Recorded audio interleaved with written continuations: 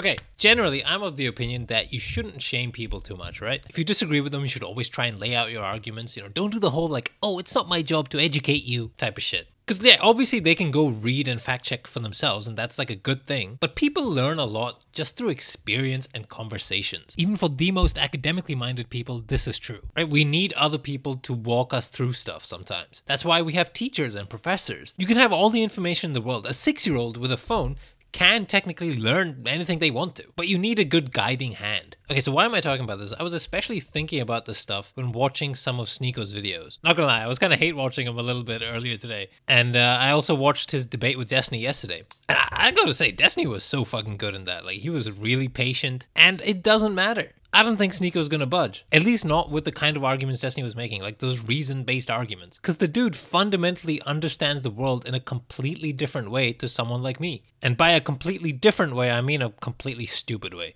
He has no consistent or coherent method with which he can evaluate what is true, what is real, what is not. I think the only things people like Sneako understand are social convention, power, fear, and personal feelings / experience. So he'll see like, oh well, what are the authorities saying about this? What are my friends saying? What is the news saying? And out of those, what do I like the sound of most? That's it. Again, unless he has some first-hand experience. So like if he got COVID and it was really bad for him, like let's say he got long COVID and he was fatigued for like 6 months, that would do a million times more to change his mind about stuff than all the reading and the stats could possibly ever do. Like recently, there was a study done that suggested the link between serotonin and depression isn't as one-to-one as a lot of people might have assumed. That there doesn't seem to be evidence right now that serotonin levels necessarily influences depression. Now keep in mind, this is a guy that has literally said that studies and data don't mean anything because quote-unquote they, those in power, censor everything and only release the stuff they want to. So literally he says that he comes to his own conclusions based on nothing but what he feels. That there's no external input needed. Which, by the way, he's just wrong about. He is being influenced by external factors, just not very good ones. So anyway, he saw a clickbait headline about the study and concluded, well, depression is not a thing, guys. It's all just a mindset. It's all just your sadness that pharma companies want to convince you is a mental illness to keep you medicated and quote-unquote under control. And it's like, that's not even what the research says. The researchers even concluded that SSRIs do seem to work for some people, that the drugs can be effective. We're just not completely sure about the mechanisms at play. But anyway, my point is Sneako just wholeheartedly bought into this mainstream headline based on a study at face value immediately. He already believed it, so he didn't think it was rigged or anything like that. But anything to do with vaccines or COVID that goes against what he wants to hear, oh, all that is bullshit and fabricated, it's rigged, it's the Matrix, they want to control you. He never says like control to what end? Who are quote-unquote they? Like, this is all bunch of nebulous, not well-defined bullshit. It's just nonsense conspiracies that dribble out of his mouth. Because quite simply, that's what he wants. He wants to believe this, it makes him feel good. Like, he has created an entire universe in his mind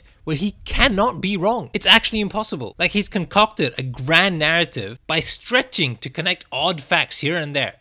I say facts, but often they aren't. And I say connect, but these connections are made with like loose bits of thread and duct tape, A fucking piece of gum is what's keeping his entire worldview intact. Anyway, like all this stuff about like being a bot or programmed, I said this ages ago, but we all have to be to some extent, right? It's not possible for one person to figure out everything for themselves. What you have to get good at is picking who and what you place your trust in. There needs to be like a coherent process that goes into it. Ultimately, a lot of this shit is not actually about your knowledge, it's not about your intelligence level or anything, it's more about getting good at picking who you place your trust in. Why do I believe the scientific consensus on matters? How do I really know that the earth isn't flat? It seems like, we have some view of the world that gets confirmed through repeated testing. My layman opinion based on my intuition or what I think is my logic just won't match. And also that, reporting things incorrectly or keeping certain things a secret would probably be really tough given the amount of moving parts at play. My point is there's a process here beyond just believing any piece of information that sounds nice to me. Someone like Sneako, again, does not have a consistent process. It's just based on whatever he wants to be true and that's it. There's no consideration beyond that. There's no sort of system in place. And look, most people don't have this like formalized in their heads, but if they really dug down, they can find out like, okay, how is it that I know what I know? Why do I believe the things I believe? And it shouldn't be just pure whim. Like, I can't imagine being that arrogant. I don't know what the point he's making here is like, yeah, we're all programmed to different extents about all sorts of issues in society. No one's like this singular being just floating through the ether that comes up with everything just through their mind, like out of nowhere. It's funny, if he wasn't like a high profile influencer, if not his opinions, then certainly his attitude would probably get him pretty isolated in most facets of life. Career, personal, whatever. This guy was never gonna be rich if it weren't for his social media following. Like, this is the one job he can function and thrive in while being this mentally fucked. Because as an online personality, you're rewarded for being off the perk. There's enough insane people or just dumb children that'll follow you. And even for people who aren't that, they'll want to watch because it's like watching a slow-mo car crash. But the only reason I say this is because a person like this, if they're given success, I can't imagine it makes them more humble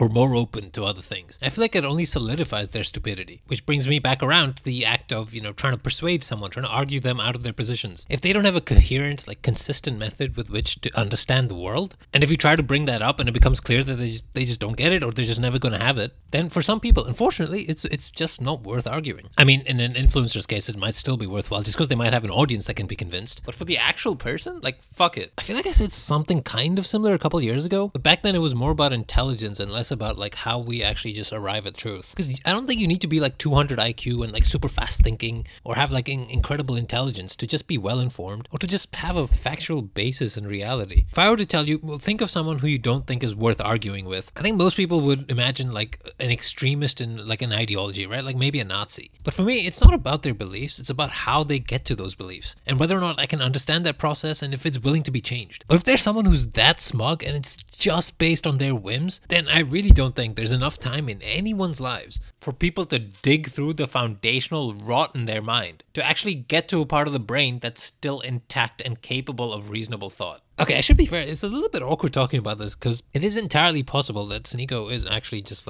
on the verge of a mental breakdown because some of the things he was saying and the way he was behaving was really odd. Anyway, let's assume he's not, and this was more to be applied generally anyway. And the point of this was just to say, there are some people and some situations where you basically do have to go the route of, well, it's not my job to educate you. Just call him a dumb piece of shit and move on, I guess. Even though generally I don't think that's a good idea.